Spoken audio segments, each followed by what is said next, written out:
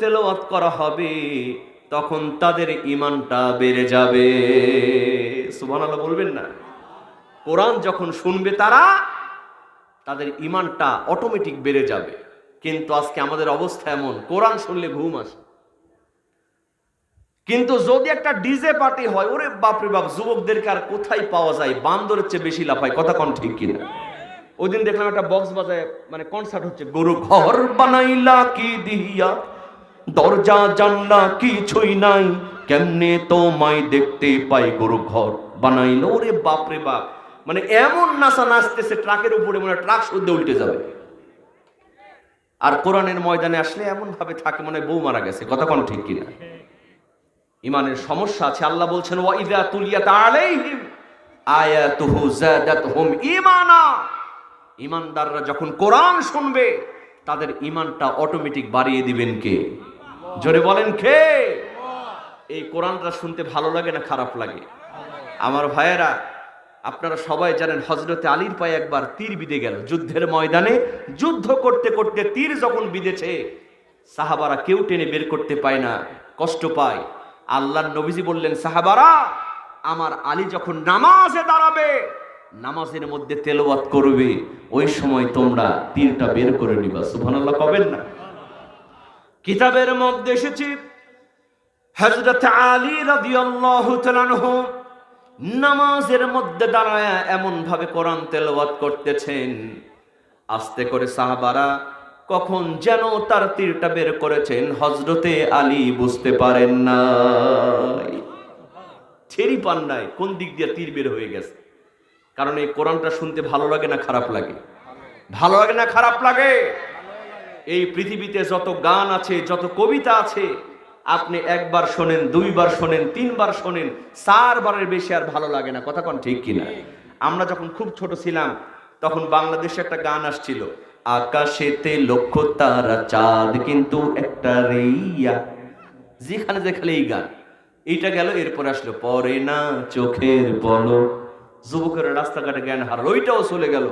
এরপরে আবার আসলো ও প্রিয়া তুমি কোথায়, যেখানে যান খালি ও প্রিয়া তুমি কোথায়, ওইটাও গেল। এই যে গত বছর আবার আসলো কাঁচা বাদাম, পায়ের তোরা হাতের চড়ি থাকে, যদি সিটি গোলের চেন দিয়ে যাবেন, তাতে সমান সমান বাবা বাদাম পাবেন।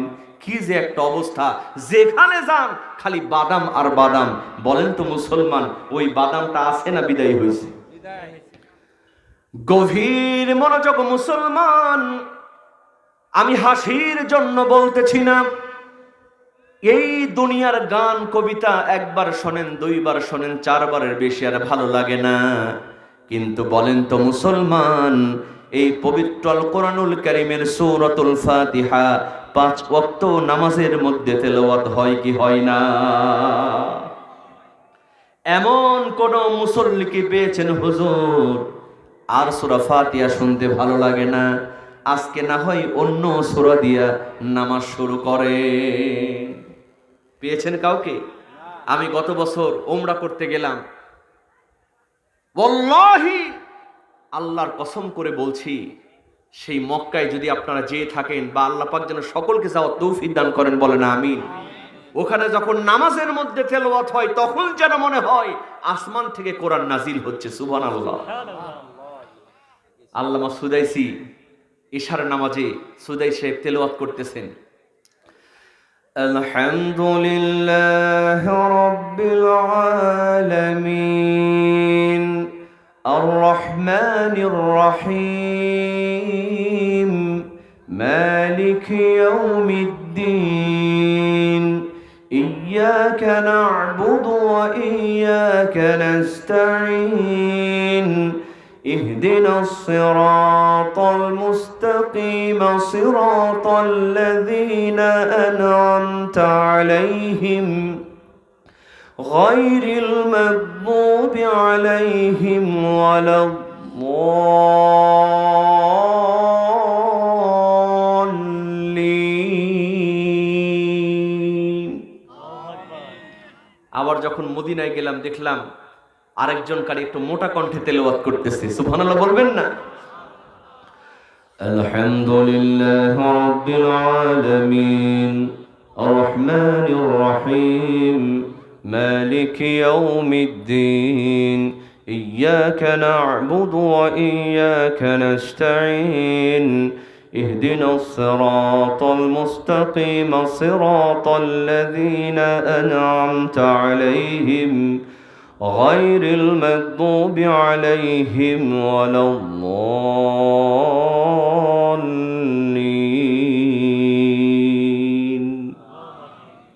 যত শুনবেন জাদাতহুম ঈমানা, ঈমানদার যদি হয়ে থাকেন আপনার ঈমানটা বাড়ায় দিবেন কে?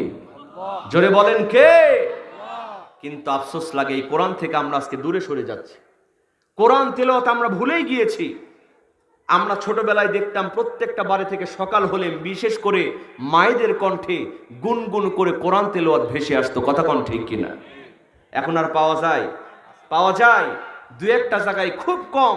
হাই হাই, কারণ আর তো পাওয়া যাবে না, কারণ মায়েরা সারা রাত জেগে জেগে এখন আর কোরআন শরীফ পড়ে না, স্টার জলসা দেখে। কথা কোন ঠিক কিনা? কখন কোন সিরিয়াল সব মুখস্থ, রাত জেগে জেগে সকালে ফজরের নামাজে টাইম পাই না। কথা কোন ঠিক কিনা? শহরের দিকে দু একটা জায়গায় শোনা যায়। কি শোনা যায়? দেখবেন যে হারমোনিয়াম নিয়ে বসছে বাচ্চারা নিয়ে, গানের মাস্টার, আওয়াজ আসতেছে সা রে গা রে গা মা গা মা পা মা পা ধা পা ধানি ধানি সা, এগুলো হচ্ছে। একটা গানের মাস্টার 10,000 টাকা দিয়ে রাখছে, 5,000 টাকা দিয়ে ইংলিশ মাস্টার রাখছে, কিন্তু মসজিদের মক্তবে 200 টাকা দেয় না। দেওয়ার সময় হুজুর আমি না শুনছি কোরআন শরীফ পড়া টাকা নেওয়া জায়েজ নাই। মানে গান শিখাচ্ছে, টাকা খরচ করছে, সমস্যা নাই, কিন্তু কোরআন শিখালে ফতোয়া খুঁজে, এরকম মুসলমান সমাজে আছে না নাই? বিশ্বাস করেন মা, আপনার সন্তানকে আপনি কোরআন শিখায় দেন। ও মা, ও আমার বাবা, যাদের বাড়িতে সন্তান আছে কোরআনটা একবার ঢুকায় দেন। আপনি যদি আপনার সন্তানের মধ্যে কোরআন শিখায় দেন, আপনি যদি মারা যান, জানাজার জন্য হুজুর আর ভাড়া করার কোনো দরকার নাই। জানাজা পড়ানোর জন্য ইমাম সাহেবকে টাকা দেওয়ার প্রয়োজন নাই। আপনার সন্তান আপনার জানাজা পড়ায় দিবে আর আপনার জন্য দোয়া করবে, রব্বিরহামহুমা কামা রব্বায়ানি সগীরা। চিৎকার দিয়ে বলেন আল্লাহু আকবার। আল্লাহর নবীজি বলেন, যখন কোন সন্তান তার পিতা মাতার জন্যই দোয়া করে, ওই দোয়া আল্লাহর দরবারে ডাইরেক্ট কবুল হয়ে যায়। বাচ্চাকে কোরআন শিখাবেন তো ইনশাল্লাহ? কোরআন শিখাবেন তো ইনশাল্লাহ? কোরআন যদি থাকে অন্যায় অপকর্ম অটোমেটিক চলে যাবে। কথা কোন ঠিক কিনা? এজন্য আল্লাহ পাক 2 নাম্বার কোয়ালিটির কথা বললেন, ওয়াইযা তুলিয়াত আলাইহিম আয়াতুহু যাদাতহুম ঈমানা। ঈমানদার হবে যারা, যখন তাদের সামনে কোরআন তেলাওয়াত হবে তাদের ঈমানটা বেড়ে যাবে। এরপরে আল্লাহ পাক 3 নাম্বার কোয়ালিটির কথা বলছেন, ওয়া আলা রাব্বিহিম ইয়াতাওয়াক্কালুন।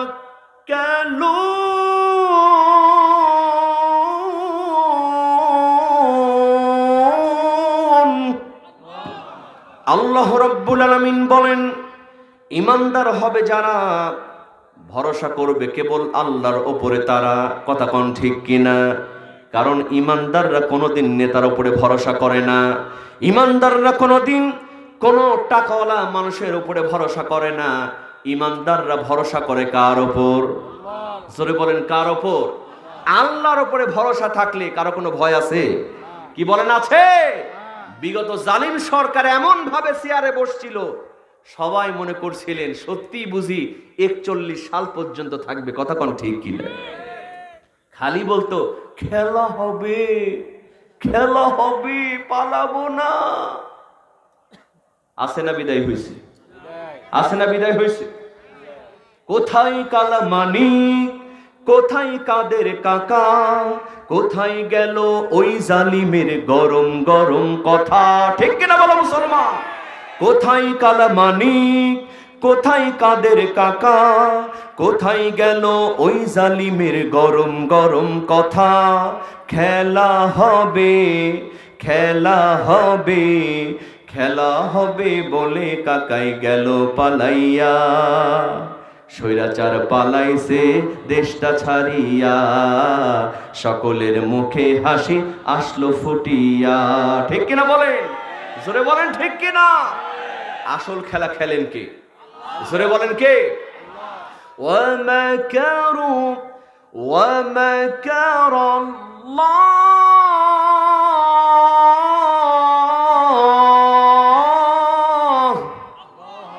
ওয়াল্লাহু খায়রুল মাকিরিন।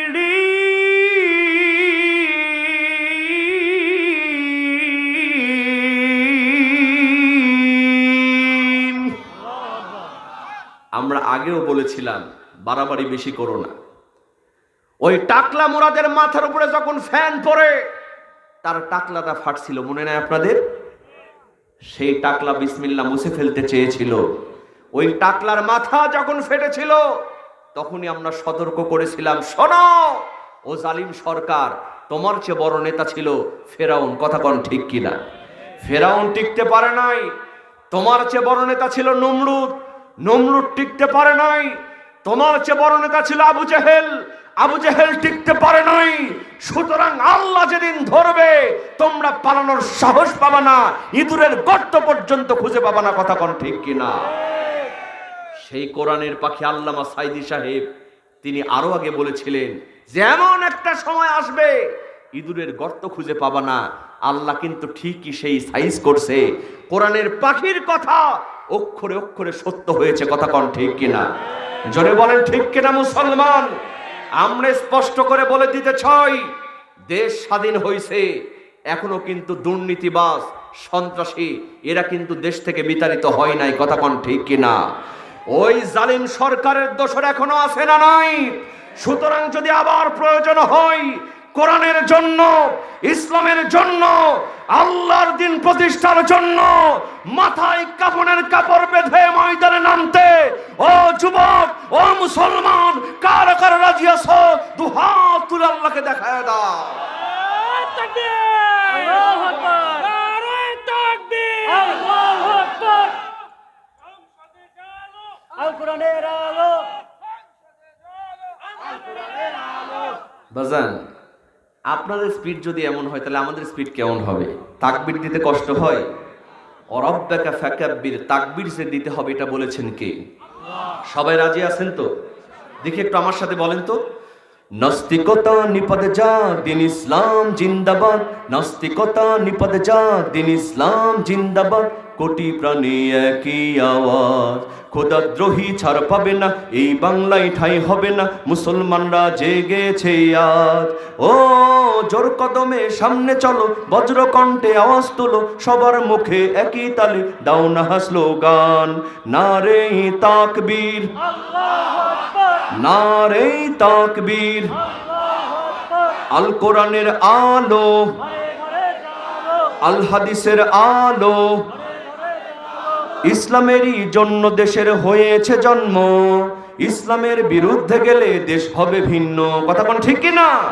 ইসলামেরই জন্য দেশের হয়েছে জন্ম, ইসলামের বিরুদ্ধে গেলে দেশ হবে ভিন্ন।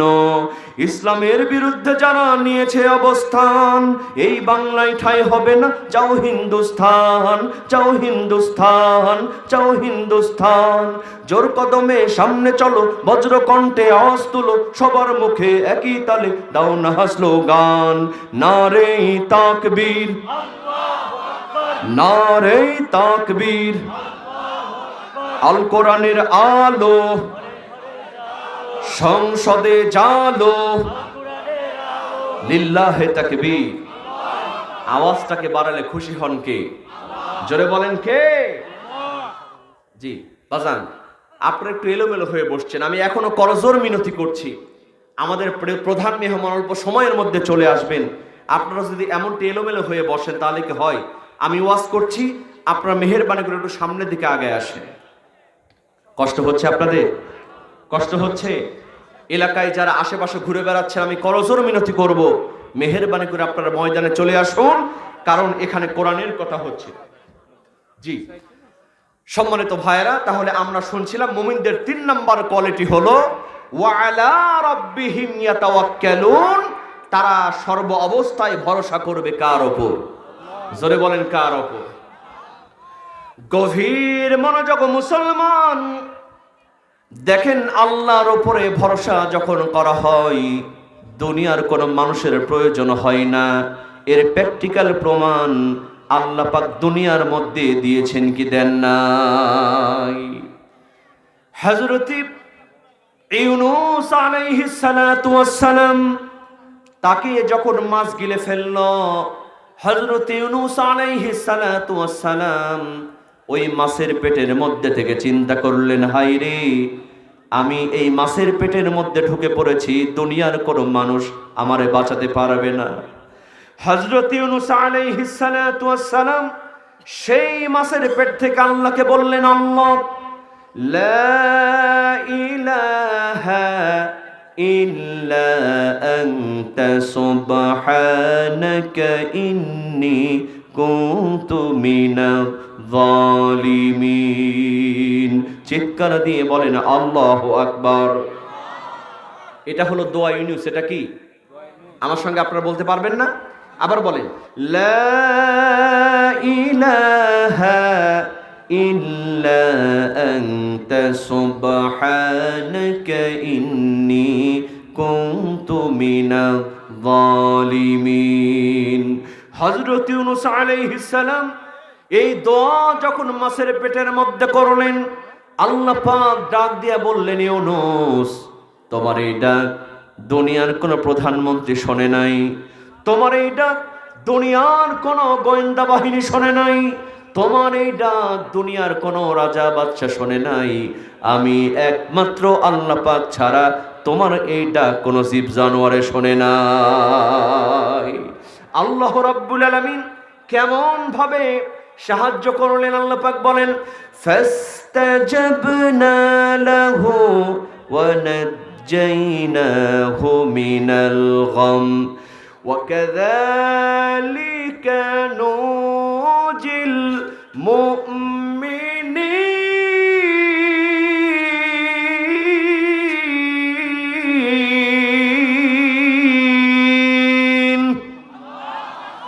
আল্লাহ রাব্বুল আলামিন ইউনূস আলাইহিস সালাতু ওয়াস সালামকে মাছের পেট থেকে বাঁচায় দিলেন। এরপরে বললেন, শুধু ইউনূস নয়, ওয়া কাযালিকা নুনজিল মুমিনিন, আমার কোন মুমিন বান্দা যদি আমার উপরে এমন করে ভরসা করে, আমি আল্লাহ রাব্বুল আলামিন তার জন্য যথেষ্ট হয়ে যায়। কত ঘটনা শুনবেন। হযরত আইয়ুব আলাইহিস সালাতু ওয়াস সালাম, আহা, তার শরীরটা সমস্ত শরীরে পোকায় খেয়ে ফেলেছিল, রোগ ভালো হয় না, এলাকা থেকে বের করে দেয়া হয়েছিল। হযরত আইয়ুব আলাইহিস সালাম ভরসা করেছিলেন কার উপর? জোরে বলেন কার উপর? জিহ্বার মধ্যে যখন পোকা দিল, জিহ্বা, আইয়ুব আলাইহিস সালাতু ওয়াস সালাম আল্লাহকে ডাক দিয়ে বললেন, আল্লাহ, সমস্ত শরীরে পোকা দিয়েছো, আমি ধৈর্য হারাই নাই, ভরসা করেছি তোমার উপর, কিন্তু আল্লাহ, এখন আমার জিহ্বার মধ্যে পোকা শুরু হয়ে গেছে। আয় আল্লাহ তাআলা, তোমার কাছে মিনতি, আমার সমস্ত শরীরে পোকা দাও, সমস্যা নাই, কিন্তু আমার জিহ্বাটা বাঁচায় রাখো, আমার জিহ্বার মধ্যে পোকা দিও না, কারণ জিহ্বার মধ্যে যদি পোকা দাও, ওই আল্লাহ নামের জিকির আমি কেমন করে করব? হযরত আইয়ুব আলাইহিস সালাম আল্লাহকে ডাক দিয়ে কি বলেছেন? আল্লাহ পাক কোরআনে কোট করেছেন, ওয়া আইয়ুব ইয নাদা রাব্বাহু ইন্নী মাসসানিয়ায যুররু ওয়া আনতা আরহামুর রাহিমিন। জোরে কোন আল্লাহু আকবার। আইয়ুব আলাইহিস সালাম বললেন, নি মাসসানিয়ায যুররু ওয়া আনতা আরহামুর রাহিমিন, হে আল্লাহ, আমি অসুস্থ আর তুমি হলে রহমানুর রহিম। আমার ভাইয়েরা, এই দোয়া করার সঙ্গে সঙ্গে আল্লাহ পাক তার রোগটা ভালো করে দিয়ে আগের চাইতে সুন্দর শরীরে রূপান্তরিত করে দিলেন। জোরে কোন সুবহানাল্লাহ। তাহলে মুমিনদের 3 নাম্বার কোয়ালিটি হলো তারা ভরসা করবে কার উপর? বন্ধুরা আমার, এরপরে আল্লাহ পাক বললেন মুমিনদের 4র্থ নাম্বার কোয়ালিটি হলো আল্লাযীনা ইউকিমুনাস সালাহ। ঈমানদার হবে যারা, নামাজ কায়েম করবে তারা। সুবহানাল্লাহ কবেন না? নামাজ কেন কায়েম করতে হবে? কারণ ইন্নাস সালাতা তানহা আনিল ফাহশাই ওয়াল মুনকার। এই নামাজের মধ্যে যদি আপনি থাকেন, অন্যায় অশ্লীল কাজ আপনার থেকে দূরে থাকবে। কথা কর ঠিক কিনা? গভীর মনোযোগ মুসলমান। আজকালকার যুবকেরা বলে, হুজুর নামাজ না পড়তে পারি, আমার ঈমান কিন্তু ঠিক আছে। ও মুসলমান, ও আমার যুবক ভাইরা, এমন কথা বলা যাবে না। তুমি কেন নামাজ মিস করছো? মসজিদের মাইক থেকে আজান ভেসে আসছে, তুমি মসজিদে যাচ্ছ না, মনে করছো আরেকটু বয়স হোক, দাড়িটা পাকুক। কথা কোন ঠিক কিনা? বিয়ে শাদী করি, বাচ্চা কাচ্চা হোক, এরপরে নামাজ ধরবো। ও আমার যুবক ভাইয়েরা, বলে তো তুমি যে আগামীকাল বাঁচবা, এই গ্যারেন্টি কি আল্লাহ পাক তোমারে দিয়েছে? কি বলেন দিয়েছে? জোহরের নামাজ কাজা করলেন, আসর পড়তে পারবেন, এই গ্যারেন্টি আপনার নাই। আসরের নামাজ কাজা হয়েছে, মাগরিবের নামাজ পড়বেন, আপনার গ্যারেন্টি নাই। মাগরিব কাজা করেছেন, এশার নামাজ পড়বেন, এই গ্যারেন্টি আপনার নাই। এশা না পড়ে আপনি ঘুমায় গেলেন, ও আমার যুবক ভাইয়েরা, চোখ যদি খুলে তাইলে সকাল, আর চোখ বন্ধ থাকলে কিন্তু পরকাল। কথা কোন ঠিক কিনা? কারণ এই দুনিয়াতে আসার সিরিয়াল আছে, যাওয়ার কোন সিরিয়াল আছে? কি বলেন আছে? পিতার আগে পুত্র কখনো আসবে না, দাদার আগে নাতি কখনো আসবে না। কিন্তু মুসলমান, যাওয়ার কোনো সিরিয়াল নাই। পিতার আগে পুত্র চলে যেতে পারে, দাদার আগে নাতি চলে যেতে পারে। কথা কোন ঠিক কিনা? আল্লাহ বলছেন, ইযা জাআ আজালুহুম লা ইস্তাখিরুনা সাআতাও ওয়া লা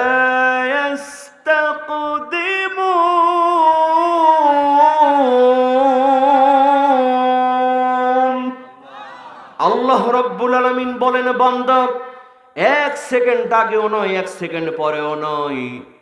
তোমার যদি সময় হয়ে যায়, সঙ্গে সঙ্গে তোমাকে দুনিয়া থেকে বিদায় নেওয়া লাগবে। এজন্য মুসলমান, আমরা কি সবাই নামাজ কায়েম করতে রাজি আছি? নামাজ পড়তে রাজি আছেন তো? আপনি কেমন করে সারা নামাজ কাজা করেন? ওই ফজরের সময় তো আপনার জানাজা হতে পারে। কথা কোন ঠিক কিনা? কেমন করে ঘুমাও তুমি, কেমন করে ঘুমাও তুমি, ফজর করে কাজা, এমনও তো হতে পারে জোহরে জানাজা। ঠিক কিনা বলে?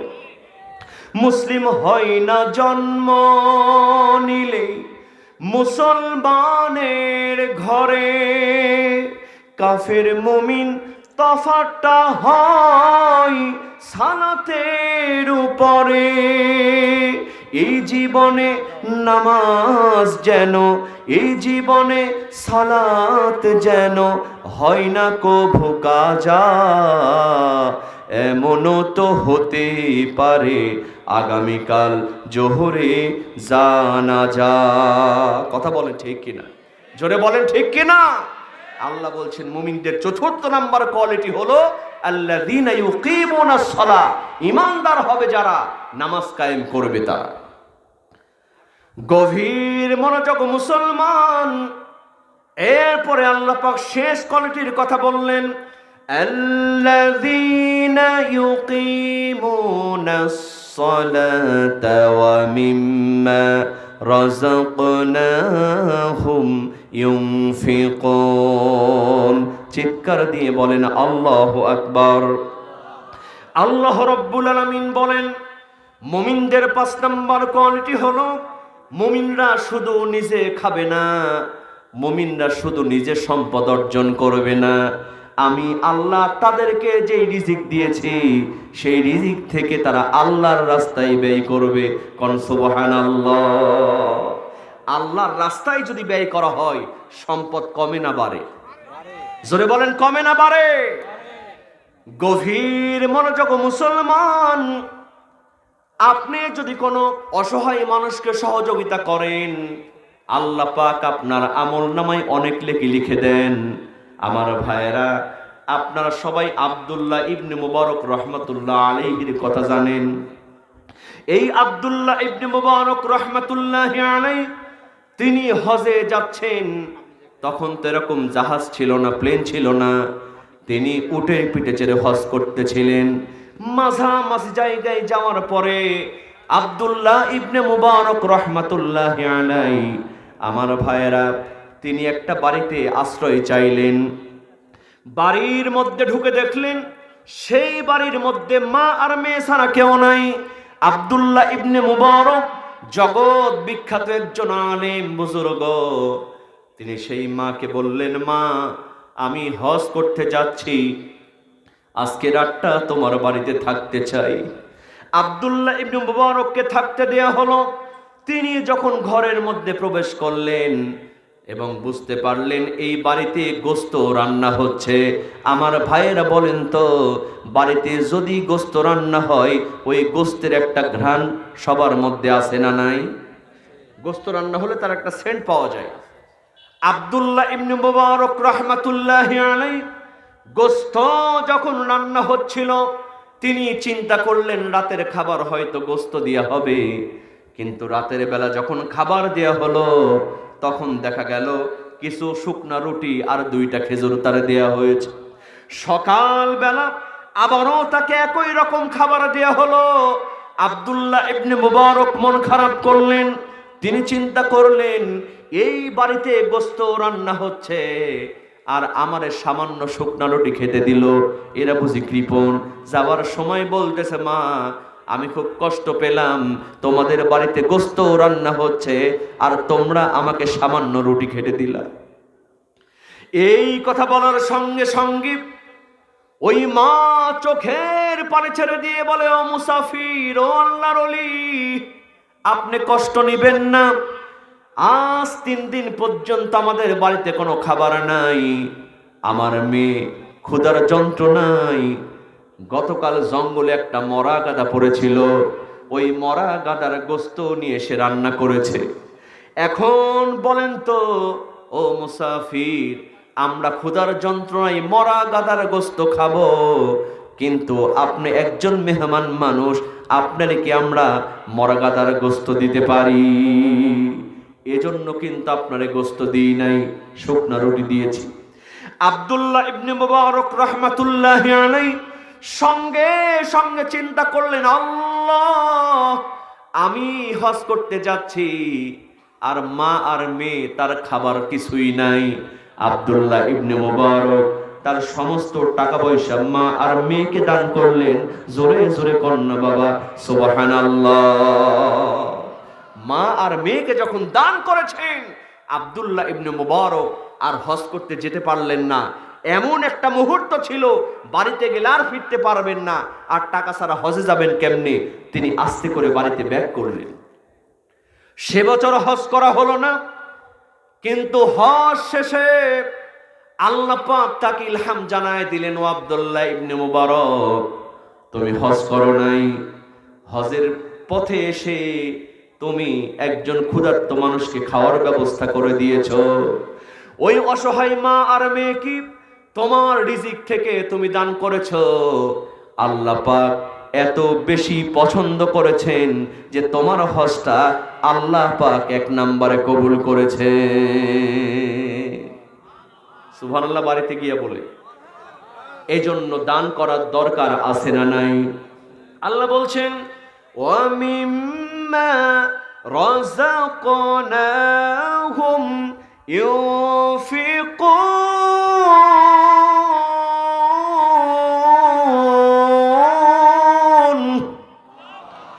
ইমানদারের 5 নম্বর কোয়ালিটি হলো ইমানদার শুধু নিজে খাবে না, তারা আল্লাহর রাস্তায় ব্যয় করবে, সহযোগিতা করবে। আমার ভাইয়েরা, এই 5টা গুণাবলী যার মধ্যে থাকবে, আল্লাহ বললেন উলাইকা হুমুল মুমিনুনা হাক্কা। আল্লাহু আকবার বলেন। এই কয়টা গুণাবলীর কথা বললাম বলেন তো? আরো জোরে বলেন, কয়টা? 5টা গুণাবলী যাদের মধ্যে থাকবে, আল্লাহ বলছেন উলাইকা হুমুল মুমিনুনা হাক্কা, এরাই হলো প্রকৃত ঈমানদার। জোরে কোন সুবহানাল্লাহ।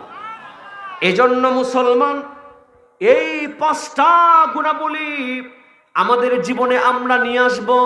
ও মুসলমান, খেয়াল করেন, আমি প্রথমে বলেছিলাম আল্লাহর ভয় যদি থাকে তাহলে সে হলো প্রকৃত ঈমানদার।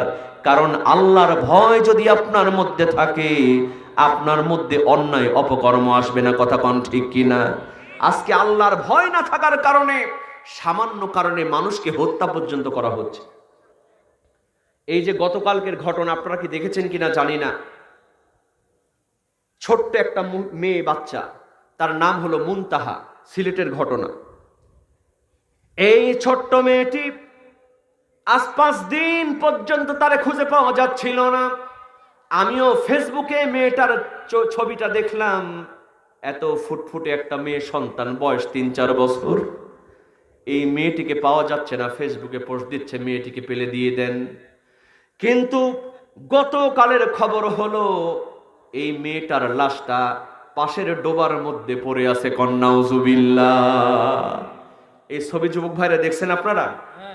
আহা, সিলেটের সেই মুনতাহা ছোট্ট বাচ্চা, আমি সেই ছবিটা দেখে চোখের পানি ধরে রাখতে পারি না। আমার বিশ্বাস আপনারা কেউ তার ছবিটা দেখে, তার মৃত্যুর দৃশ্য দেখে আপনারা কেউ চোখের পানি ছেড়ে না দিয়ে পারবেন না। পরে জানা গেল এই মেয়েটাকে প্রাইভেট পড়াতো তার বাড়িরই একজন, একটা চাচাতো বোন, এরকম আত্মীয় স্বজন, 250 টাকা দিয়ে তো প্রাইভেট পড়াতো মেয়েটাকে। কিন্তু এক পর্যায়ে দেখা গেল সেই বাড়ি থেকে কিছু কাপড় চোপড় চুরি করছে ওই প্রাইভেট যে পড়ে সেই মেয়েটি। এটা মেয়েটার বাবা দেখে ফেলেছে। কে ফেলেছে? মেয়েটির বাবা তার বাসা থেকে কাপড় চোপড় চুরি করতেছে, এটা দেখে ফেলছে। দেখে ফেলার কারণে তাকে অপমান করেছে, আর বলেছে আগামীকাল থেকে প্রাইভেট পড়ানোর প্রয়োজন নাই। এই কথা যখন পিতা বলেছে, এই মেয়েটার মধ্যে একটা ক্রোধ তৈরি হয়েছে, রাগ তৈরি হয়েছে। আমি চুরি করলাম আর আমারে তুই প্রাইভেট বন্ধ করে দিয়ে আমারে তুই বিতাড়িত করলি। কারণ এই মেয়েটার মধ্যে আল্লাহর ভয় ছিল না। কথা কোন ঠিক কিনা? কারণ আল্লাহর ভয় যদি থাকতো, প্রাইভেট পড়াতে এসে ও তো চুরি করতে পারতো না। কথা কোন ঠিক কিনা? মুনতাহার বাবা তাকে প্রাইভেট থেকে বিতাড়িত করেছে, আর পড়ানোর প্রয়োজন নাই। এই মেয়েটি তখন থেকে প্ল্যান খুঁজতেছে কেমন করে তার প্রতিশোধ নেওয়া যায়।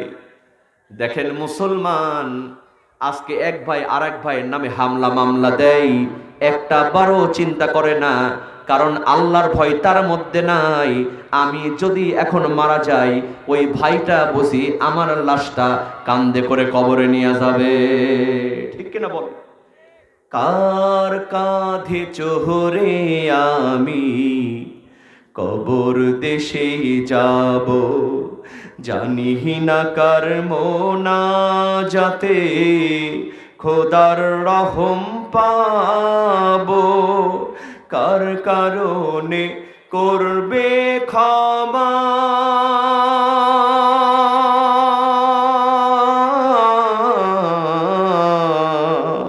কার কারণে করবে ক্ষমা। আল্লাহ মেহেরবান, কোন জমিনে মাটি আমার হবে গোরস্থান। চিৎকার দিয়ে বলেন কথা ঠিক কিনা?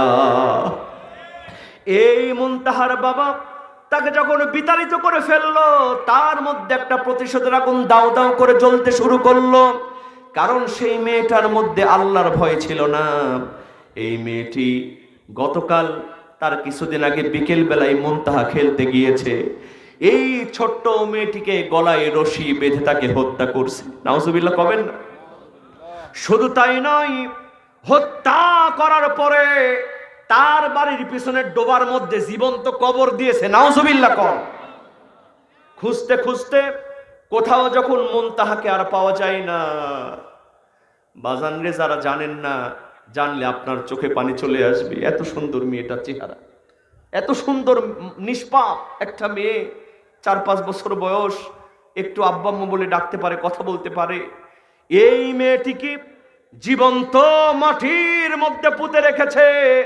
এরপরে যখন সবাই সন্দেহ করেছে, কারণ আল্লাহ পাক একজন আছে না নাই, আল্লাহ কাউকে ধরে না, ধরলে কিন্তু ছাড়ে না। কথা কোন ঠিক কিনা? আপনি যা করছেন একজন দেখছেন, তিনি কে? আল্লাহ পাক ওই জালিম মহিলার মধ্যে একটা ভয় জাগ্রত করে দিয়েছে। সে ছটফট করে, তার আচরণ দেখে এলাকাবাসী সন্দেহ করেছে। আমার ভাইয়েরা, সন্দেহ যখন করেছে, রাতের বেলা যখন সেই মেয়েটার বাড়িতে গেছে, আর ওই মেয়েটির মা, সেও সহযোগী ছিল, মেয়েটার নানিও সহযোগিতা করছে, নাউজুবিল্লাহ কর। ওই মুনতাহার লাশটা বের করে আবার আস্তে করে পাশে তার চাচার বাড়িতে একটা পুকুর আছে, ওই পুকুরে ফেলতে চাইছিল, চাচার উপরে দোষ চাপানোর জন্য, যে আমরা যদি চাচার এলাকার পুকুরে ফেলে দিই তাহলে দোষটা হবে মেয়েটার চাচা। এই চিন্তা করে ওই লাশটা যখন চাচার পুকুরে নিয়ে যেতে লাগছে, আমার ভাইয়েরা সঙ্গে সঙ্গে একজন মুরব্বী দেখে ফেলছে। দেখে ফেলার সঙ্গে সঙ্গে যেমন ডাক দিয়েছে, দাঁড়াও, আর ওই জালিমের মেয়েটির মা, সে আর দাঁড়ায় নাই, দৌড় দিয়েছে। জনগণ তাকে ধরে ফেলেছে। ধরার পরে সব সত্য ফাঁস হয়ে গেল। ওই মুনতাহাকে গলায় রশি দিয়া তাকে হত্যা করেছে। নাউজুবিল্লাহ। বিশ্বাস করেন মুসলমান, এরকম হিংসাত্মক ভাবে যেই মেয়েটিকে হত্যা করা হলো, এর বিচার আমরা চাই কি চাই না? চাই কি চাই না? আমরা চাই কি চাই না? আমরা প্রশাসনের কাছে বলতে চাই, এই মেয়েটিকে হত্যা করা হয়েছে, হাতে নাতে ধরা পড়েছে। এখন কথা কোন ঠিক কিনা? আমরা বাংলাদেশের সব উকিলকে বলবো, এই আসামির পক্ষে কেউ উকালতি করবেন না। ঠিক কিনা বলেন? কারণ আমাদের সমাজে এমন কিছু বদমাশ উকিল আছে, টাকার বিনিময়ে ওরা সত্যকে মিথ্যা বানিয়েছিল। কথা কোন ঠিক কিনা? আপনারা দেখেন নাই, আল্লামা সাইদি 40 বছর যিনি কোরআনের তাফসীর করেছেন, যার চেহারা দিয়ে নূর চমকায়, সেই সাইদির বিরুদ্ধে মিথ্যা মামলা দিয়েছিল, মিথ্যা মামলা সাজিয়েছিল। এরকম জালিম উকিল বাংলাদেশে আছে না নাই? আমি সব উকিলদেরকে সাবধান করে দিই, আপনারা দেখলেন যে প্রকৃত আসামি জানার পরেও যেই উকিল তার পক্ষ নেবে, তারও বিচারের ব্যবস্থা করা লাগবে। কথা কোন ঠিক কিনা? জোরে বলেন ঠিক কিনা? মিথ্যা মামলায় সহযোগিতা করবেন না। আর প্রশাসনের কাছে বলতে চাই, যেহেতু এই মুনতাহাব ছোট্ট মেয়েটি নিষ্পাপ মেয়ে, তার কোনো দোষ নাই, তাকে জীবন্ত কবর দেওয়া হয়েছে, হত্যা করে তাকে মাটির মধ্যে পুঁতে রাখা হয়েছে। এই মেয়েটির বিচার দ্রুত করতে হবে। কথা কোন ঠিক কিনা? যে তাকে মারছে তাকে ফাঁসির কাস্টে ঝুলায়া জনসম্মুখে তার বিচার করতে হবে। কথা কোন ঠিক কিনা? বিশ্বাস করেন মুসলমান, এই বাংলাদেশে যদি কোরআন দিয়া বিচার হতো, এই বাংলাদেশে যদি কোরআনের আইন সংসদের মধ্যে পাস থাকতো, একজন জালিম বানানোর ক্ষমতা পেত না। কথা কোন ঠিক কিনা? আমরা করজোর মিনতি করি বাজান, আমরা সবাই বিচার চাই, তার বিচার হোক, কিন্তু আপনাদের কাছে আমার করজোর মিনতি, এরকম অন্যায় অপকর্মে লিপ্ত হবেন না। এই দুনিয়ার জিন্দেগি সামান্য জিন্দেগি। এই জন্য আল্লাহ পাক প্রথমেই বলছেন, ঈমানদার হবে যারা, আল্লাহর ভয়, আল্লাহর কথা যখন বলা হবে তাদের অন্তরটা কেঁপে উঠবে। তারা দুনিয়ার ভয় করবে না, তারা ভয় করবে কার? এরপরে বলেছিলাম 2 নম্বর কোয়ালিটি হলো, ওয়াইযা তুলিয়াত আলাইহিম আয়াতুহু যাদাতহুম ঈমানা। ঈমানদার হবে যারা, যখন তাদের সামনে কোরআন তেলাওয়াত হবে তখন তাদের ঈমানটা বাড়ায় দিবেন কে? জোরে বলেন কে? এরপরে 3 নম্বর কোয়ালিটি হলো, ওয়া আলা রাব্বিহিম ইয়াতাওয়াক্কালুন। ঈমানদার হবে যারা, তারা কেবলমাত্র ভরসা করবে কার উপর? জোরে বলেন কার উপর? আল্লাহর উপরে ভরসা করবে। এরপরে 4 নাম্বার হলো, আল্লাযীনা ইউকিমুনাস সালাহ। ঈমানদার হবে যারা, নামাজ কায়েম করবে তারা। নামাজ কায়েম মানে হলো শুধু নিজে নামাজ পড়লে হবে না, পরিবার নিয়ে নামাজ পড়ার দরকার আছে না নাই? এরপরে 5 নাম্বার হলো, ওয়া মিম্মা রাযাকনাহুম ইউনফিকুন, ঈমানদার হবে যারা আল্লাহ তাদেরকে যে রিজিক দান করেছে সেই রিজিক থেকে তারা ব্যয় করবে। আল্লাহ পাক বললেন এই 5টি কোয়ালিটি যাদের মধ্যে থাকবে তাদের ব্যাপারে আল্লাহ পাকের ঘোষণা হলো উলাইকা হুমুল মুমিনুনা হাক্কান। আল্লাহু আকবার বলেন। আল্লাহ বললেন এরাই হলো প্রকৃত ঈমানদার। আর তাদের জন্য আমি বলেছিলাম কয়টা পুরস্কার, জোরে বলেন মুসলমান, কয়টা পুরস্কার? প্রথমে কিন্তু আমি বলেছিলাম, মনে আছে, যে এই 5টা গুণাবলী যাদের মধ্যে থাকবে তাদেরকে আল্লাহ কয়টা পুরস্কার দিবেন? আল্লাহ রাব্বুল আলামিন বলছেন লাহুম দারাজাতুন ইনদা রাব্বিহিম ওয়া মাগফিরাতুন ওয়া রিজকুন কারীম। জোরে বলেন আল্লাহু আকবার। আল্লাহ রাব্বুল আলামিন বলেন এই 5টি গুণাবলী যাদের মধ্যে থাকবে তাদের প্রথম নাম্বার পুরস্কার হলো আল্লাহ রাব্বুল আলামিন তাদেরকে মাফ করে দিবেন। তাদেরকে কি করে দিবেন? আচ্ছা বলেন তো, এই দুনিয়াতে আল্লাহর কাছে কেউ যদি মাফ পায় তার দুনিয়াতে কিছু চাওয়ার আছে? এই কথা বলেন মুসলমান, চাওয়ার আছে? আল্লাহ পাকের ক্ষমা পাওয়া বিশাল ব্যাপার। বিশ্বাস করেন মুসলমান, আজকে আপনার নেতা আছে, আপনার নেত্রী আছে, আপনার সন্তান আছে, আপনার বিবি আছে, কিন্তু আপনি যখন কবরে যাবেন একমাত্র আল্লাহর সাহায্য ছাড়া দুনিয়ার কেউ আপনার সাহায্য করতে পারবে না। কথা কোন ঠিক কিনা? এজন্য হযরত ওসমান রাদিয়াল্লাহু তাআলা আনহু তিনি কবর দেখলেই কাঁদতেন। সাহাবারা জিজ্ঞেস করলেন, ওসমান তোমার সামনে যখন যুদ্ধের ময়দান আসে তখন তুমি কাঁদো না, কিন্তু কবরের সামনে আসলে হাওমাও করে কেন কাঁদো? হযরত ওসমান রাদিয়াল্লাহু তাআলা আনহু বললেন, ও আমার বন্ধুরা শোনো, এই কবর হলো মানুষের প্রথম স্টেজ। সুবহানাল্লাহ কোন? এই কবরটা হলো মানুষের প্রথম স্টেজ, ইমিগ্রেশন কাউন্টার। এই কবরের মধ্যে কেউ যদি একবার ধরা খেয়ে যায় সব জায়গায় ধরা খাবে, আর এই কবরের মধ্যে কেউ যদি মাপ পেয়ে যায় সব জায়গায় মাপ পেয়ে যাবে। কথা কোন ঠিক কিনা? কারণ এই কবরের মধ্যে পরীক্ষা আছে না নাই? আরো জোরে বলেন, আছে না নাই?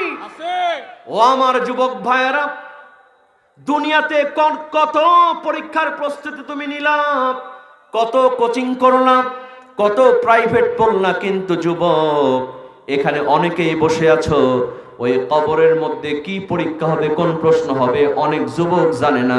কথা কোন ঠিক কিনা? কবরের মধ্যে কয়টা প্রশ্ন হবে বলেন তো মুসলমান? 3টা প্রশ্ন হবে। 1 নাম্বার প্রশ্ন হলো মার রব্বুকা, তোমার রবকে। এরপরে 2 নাম্বার হলো মা দীনুকা, তোমার দিন কি। এরপরে 3 নাম্বার হলো মান নাবিয়্যুকা, তোমার নবীকে। এখন মনে হচ্ছে সহজ, কিন্তু কবরে গেলে কিন্তু সহজ থাকবে থাকবে এই কবরের ভয় হযরতে খাদিজা রাদিয়াল্লাহু তাআলা আনহা, সুবহানাল্লাহ বলবেন না? তিনি এমন একজন মহিলা যাকে আল্লাহ পাক সালাম দিয়েছেন। সুবহানাল্লাহ। শুধু তাই নয় মুসলমান, এই খাদিজা রাদিয়াল্লাহু তাআলা আনহা তিনি সাধারণ মহিলা ছিলেন না, আল্লাহর নবীজির বিবি ছিলেন, দুঃখের দিনের বিবি। সুবহানাল্লাহ কোন? হযরতে খাদিজা রাদিয়াল্লাহু তাআলা আনহা আল্লাহর নবী যখন দাওয়াত দিতে বের হয়ে যেতেন তিনি দরজায় হিলানা দিয়ে দাঁড়ায় অপেক্ষা করতেন।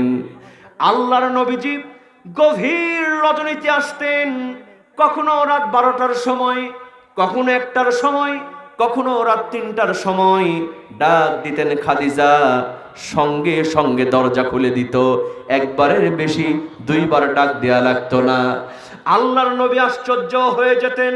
আল্লাহর নবীজি বলতেন, খাদিজা আমি যখন আসি একটা ডাক দিই সঙ্গে সঙ্গে দরজা খুলে দাও কেমনে?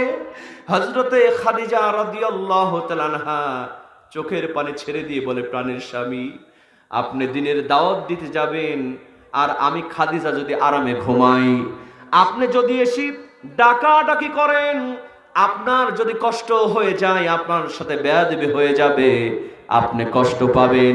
এজন্য আমি খাদিজা আপনার জন্য দরজায় হেলানা দিয়ে তারা অপেক্ষা করি। এই খাদিজা রাদিয়াল্লাহু তাআলা আনহা একবার আল্লাহর নবীজি গভীর রজনীতে ঘুমিয়ে আছেন। এমন সময় হুজুরের ঘুম ভেঙে গেল, দেখে ফিসফিস কান্নার আওয়াজ। সুবহানাল্লাহ কবেন না? ফিসফিস কান্নার আওয়াজ যখন আসলো, আল্লাহর নবীজির হুট করে ঘুমটা ভেঙে গেল। আল্লাহর নবীজি দেখলেন কাঁদে কে। এমন সময় নবী বুঝতে পারলেন, পায়ের কাছে বসে হযরতে খাদিজা রাদিয়াল্লাহু তাআলা আনহা ফিসফিস করে কাঁদতেছে। খাদিজার চোখের পানি হুজুরের পা মুবারকের মধ্যে পড়তেছে। আল্লাহর নবী বুঝতে পারলেন না। হুজুর লাফ দিয়ে দাঁড়ায় গেলেন, বললেন, খাদিজা, এই গভীর রজনীতে কেন তুমি কাঁদো? হযরতে খাদিজা রাদিয়াল্লাহু তাআলা আনহা বললেন, হুজুর, আমার কান্না বন্ধ হচ্ছে না। কেন তোমার কান্না বন্ধ হচ্ছে না? বাড়ির কথা বুঝি মনে পড়ছে নাকি? ও খাদিজা, কেন তুমি কাঁদছো আমি তো বুঝলাম না। কোনদিন তো তোমার এমন কান্না দেখি নাই। কত বিপদ আপদ বালা মুসিবত তুমি পার করেছো, কান্না দেখি নাই। ও খাদিজা, আজকে কিসের জন্য তুমি কাঁদতেছো? হযরতে খাদিজা রাদিয়াল্লাহু তাআলা আনহা বলেন, ইয়া রাসূলুল্লাহ, ইয়া হাবিবাল্লাহ, এই গভীর রজনীতে আমি কাঁদতেছি। আমার মধ্যে কবরের ভয় ঢুকেছে হুজুর। আমার কেমন যেন মনে হয় ওই কবরের মধ্যে আমি শান্তিতে থাকতে পারবো না। হুজুর, ওই কবরে আমাকে যখন নামানো হবে, আমারে তো কেউ দেখবে না, আপনিও থাকবেন না, পিতা থাকবে না, মাতা থাকবে না, সন্তান থাকবে না, কেউ থাকবে না। হুজুর, আমার কেমন যেন মনে হয় আমি বুঝি আর বেশি দিন বাঁচবো না। এজন্য এই গভীর রজনীতে ওই কবরের কথা চিন্তা হয়ে আমি কাঁদতেছি। জোরে কোন আল্লাহু আকবার। আল্লাহর নবী এই কথা বলার সঙ্গে সঙ্গে হুজুরের চোখ বেয়ে বেয়ে পানি পড়তে লাগলো। আল্লাহর নবীজি বললেন, খাদিজা, সত্যি বলেছ। তুমি কবরের মধ্যে থাকলে যেই কবরের মধ্যে থাকুক না কেন, আমি নবী বাঁচাতে পারবো না। একমাত্র বাঁচাবে তারা আমল। জোরে কোন সুবহানাল্লাহ। নবী বলছেন, খাদিজা, আমি তো তোমারে কিছুই করতে পারবো না, তোমার আমলটাই তোমার সঙ্গে যাবে। হযরতে খাদিজা রাদিয়াল্লাহু তাআলা আনহা সঙ্গে সঙ্গে বললেন, প্রাণের স্বামী, আপনি কিছু পারবেন কি পারবেন না সেটা আমি বুঝতে চাই না, কিন্তু আজকে আপনার কাছে আমি 3টা আবদার রাখতে চাই। আমি কোনোদিন কিচ্ছু চাই নাই। ও নবী, এই 3টা আবদার আপনি পূরণ করেই ছাড়বেন কি?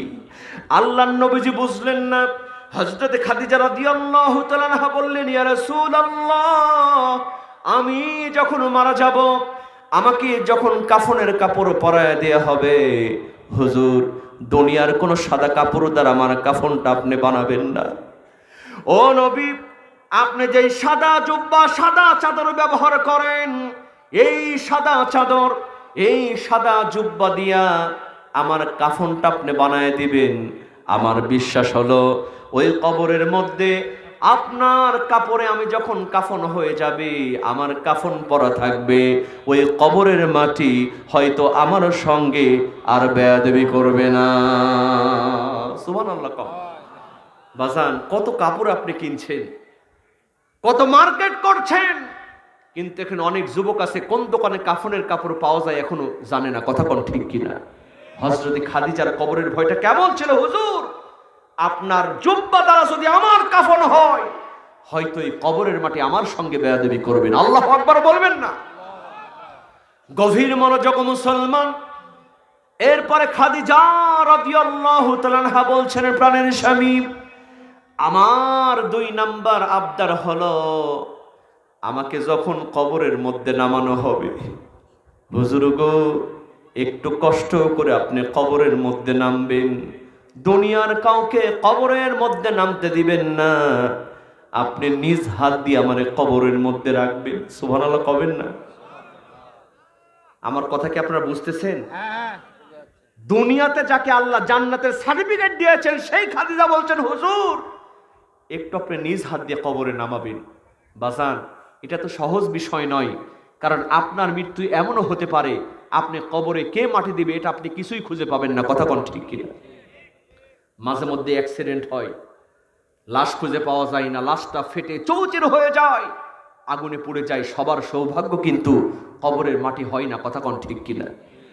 এমন মরণ মাওলা তুমি কাউকে দিও না, বলেন এমন মরণ মাওলা তুমি কাউকে দিও না।